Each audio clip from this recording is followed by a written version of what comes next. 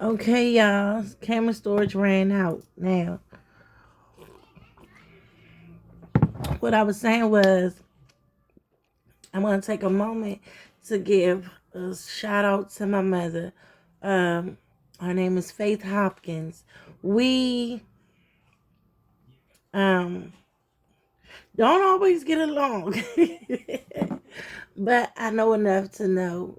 Of course, I love my mom. Um, and I'm 50% of her. So with that being said, I'm mentioning her and thanking her because my mother, I come from an independent woman. I don't know that she's independent because she told us. I know that she's independent because when you're a child and you're growing up, you don't realize that you're paying attention. When they say children watch everything that you do, it's not that they're watching you all day like they watch TV. It's as you continue to grow, when you reflect, when you look back on your life, you think about things, you know what you experienced. I had an independent mother, a mother that when it was time to go and get food, she went and bought it.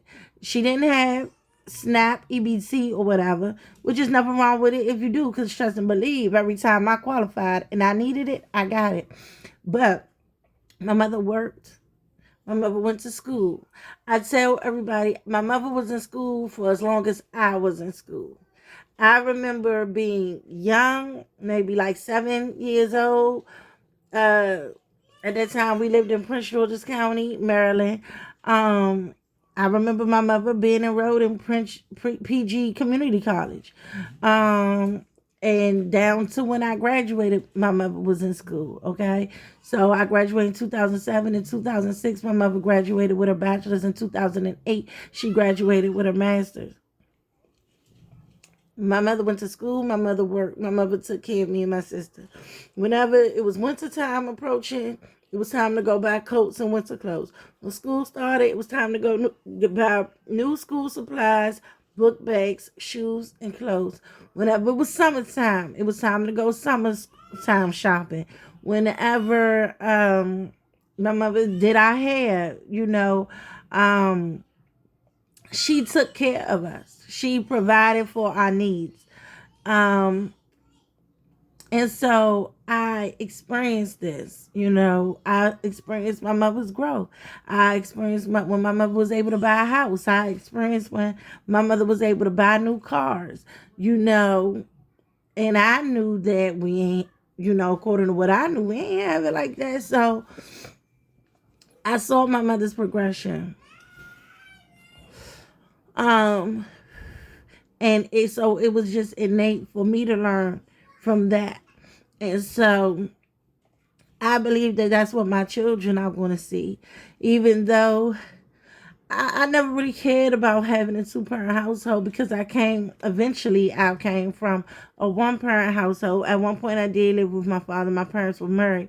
Um, but I didn't feel as though I needed that because I saw a woman that didn't need that.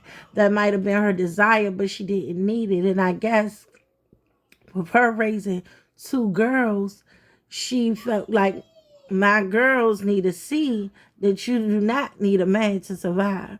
And so I've grown into a woman that recognizes that. So even if I am with a man and I'm used to him taking the trash out or him doing whatever little things need to be done around the house or doing the big stuff, carrying the heavy stuff, I know that I can still do it on my own. Um, so I'm saying all that to say that he's blocked from my phone because we ain't got nothing to talk about. I mean, if you call somebody in an emergency that didn't require assistance and they not there for you, you would hate to call that person in an emergency that does require assistance. So if you're supposed to be with somebody and you can't call them during that, what you talking to them any other time for? What you need that person in your life for? Nothing. So we ain't got nothing to talk about. He can't hit me with the I'm trying to talk to the kids move because the last time when we went through everything that I talked about and let's talk about it, um, He wanted to see the kids. I let him come over. Oh, I told y'all. He sat with the kids for a little bit. Then ended up cutting his hair, trying to reintegrate himself in the household. So I don't already seen all that stuff. So you already know. Fool me once, shame on you. Fool me twice, shame on me. It's not going to be no twice. And trust and believe this is not the first time. It's just always a new situation and a different approach. But I believe that it's enough for me to know what I need to know. And I've been knowing this for a long time. So I just want to shout out my mother, who's a black queen, for raising another black queen that understands her black girl magic. Okay. Now, all right. So we offer that. What I wanted to talk to y'all about. Not only that, but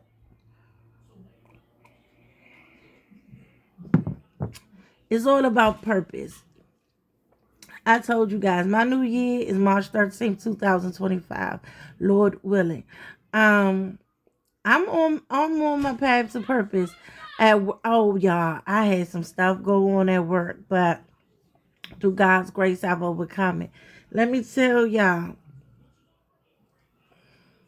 what do I want to say? I don't want to say just keep God in your life and pray to Him and let Him know how you feeling. Let Him know what's going on. Sometimes I realize when you're led to pray, it's not just so you can talk to God. Sometimes it's something God want to tell you. Like one day I was up at like 5 in the morning and I said, it's 5 in the morning, I'm going to go pray. And I went and prayed, y'all. And when I started praying, God just started downloading all this stuff on me, right? It was this guy that I thought may or may not be a good suitor in my life. But when I saw a picture of him, to me, his eyes was giving crazy, right? I was like, nah, that's speaking to my spirit. Them eyes are saying crazy. Nah, don't even get involved. That's something I learned, y'all. When you see a red flag and something don't make sense from the gate, listen. Don't even waste your time, okay? Don't even waste your time. So I'm learning from this situation that I'm coming up out of. So when I felt that way about the dude eyes, I was like, nah. So then when I started praying about it, I started talking to God about it. God showed me his eyes while I was praying. And I said, okay, God, so that's a no. I'm going to take that no. We got to know that whatever God can give us is way better than whatever we can give ourselves. Or I'm going to just say that the devil want to give us, right? Because before, when Jesus was fasting, the enemy tried to make Jesus worship him. He took him up on the high places and showed him the cities and said, I'll give you all of this if you worship me. But we know that what God had for Jesus was way better than whatever the enemy could have for him. So, it's one of those things. So the things I went through at work, it really shook me. But at the same time, I said, it's all about my perspective. I could look at this as a blessing or I could look at it as a curse. So I received it as a blessing. But now I'm treading, I'm still moving on, and I'm treading lightly because I feel as though I'm on you have what you speak, but on thin ice. I'll put it that way. But my ice is thickening up each and every day. Amen. All right. So one of my coworkers was talking, and she was saying about getting on your goals, man. Anything you have that you want to do, stop putting it off. Start now. Start today. So here's my challenge for you guys.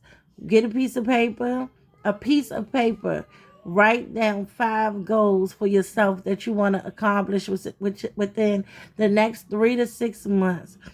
And I don't know who your accountability partner may be. I would love for you to get with somebody and encourage them and y'all becoming each other's accountability partners. But start it. One of my goals was that I'm going to get back to making videos. So here I am. And I want to be able to come back each and every day, honestly, because I want to grow my page. I want to be able to start a community.